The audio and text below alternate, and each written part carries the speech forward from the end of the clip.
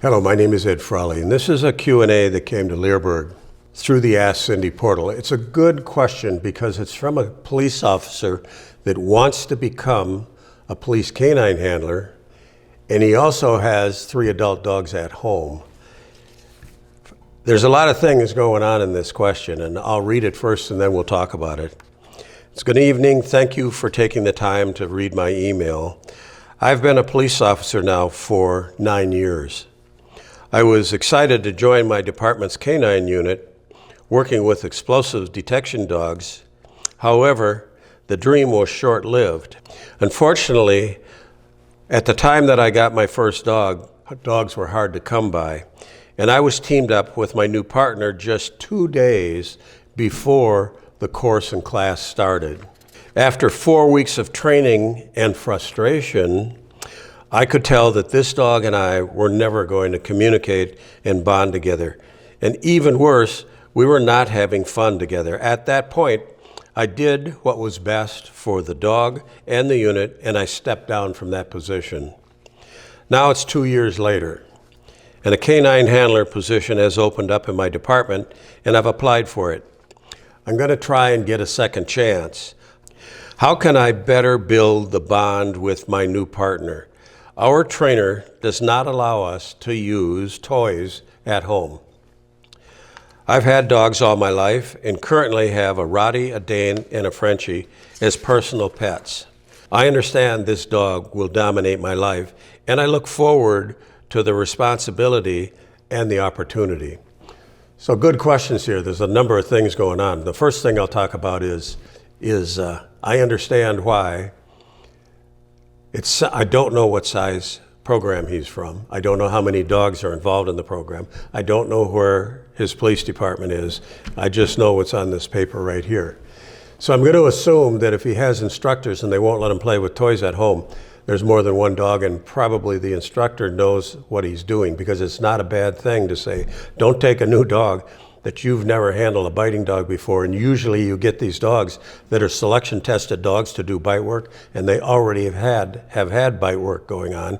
Some of them are more reactive than other dogs, and playing with a toy at home can be problematic. It can create dominance issues with these dogs if you don't have a good relationship with the dog. And a new handler to try and get a toy away from a dog that doesn't want to give the toy up to a guy that he doesn't really have a good bond with could end up with a real ugly type of a situation. So that's not a bad thing, but there are plenty of things that this handler can do to build a relationship with the dog. Obviously, we have an excellent course on how to build a relationship with a dog.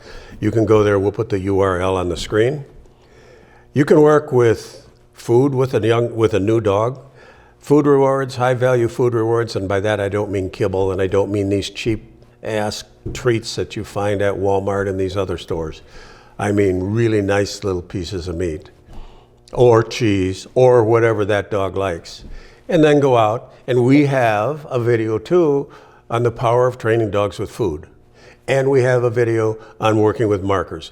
You can take a selection tested police dog that comes in from Europe or from a breeding facility that where this dog hasn't had a lot of interaction with people, and you can do marker training with these dogs. It's non-confrontational.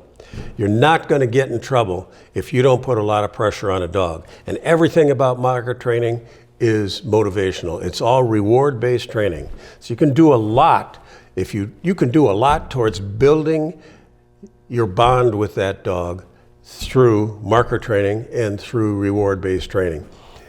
These handlers can go out, new handlers can go out and make an effort to take their dog out for a walk every single day. Don't walk them where there's other dogs. Don't walk them where they're going to become reactive to people and dogs. If you have to drive someplace, drive someplace. Take the time it takes to go on a 2-mile walk with that dog every single day. I see a problem with this, and that is this man has 3 adult dogs. It would be a huge mistake to try and introduce a police service dog into this mix. It's not worth it. You might think, this is a nice dog, these 3 are nice dogs, they're going to get along just fine. Yeah, they're going to get along just fine, right up to the point where the trigger is there for something and we don't know what the trigger is, and they got a dogfight. And there's nothing worse than having a 4-dog dogfight. Somebody's going to get hurt, or some dog is going to get hurt. So if you're going to say that you want to be a police officer and a police canine officer, that dog has to have his kennel outside, and he doesn't interact. In this case, I would say there's no reason for him to interact with the family.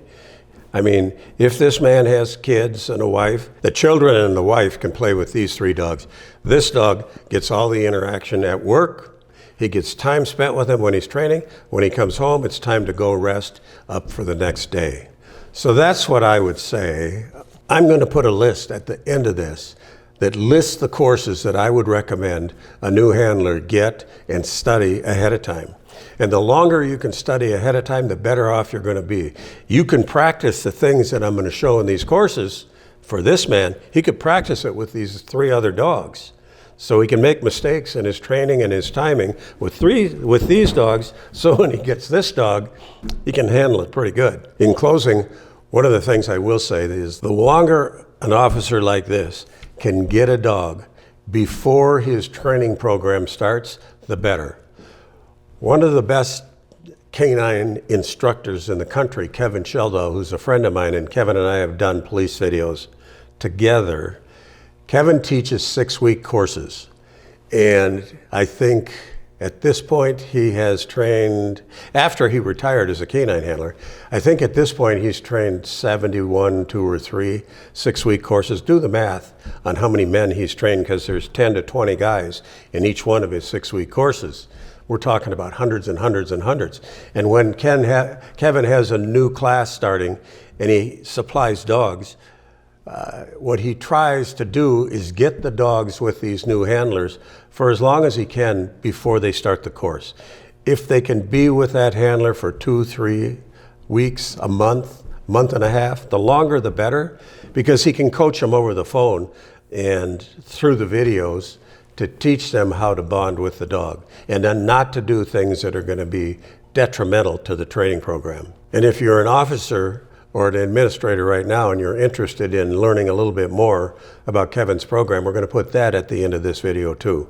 Because I don't know anybody in the United States that's not in the federal government that runs programs as good as Kevin does.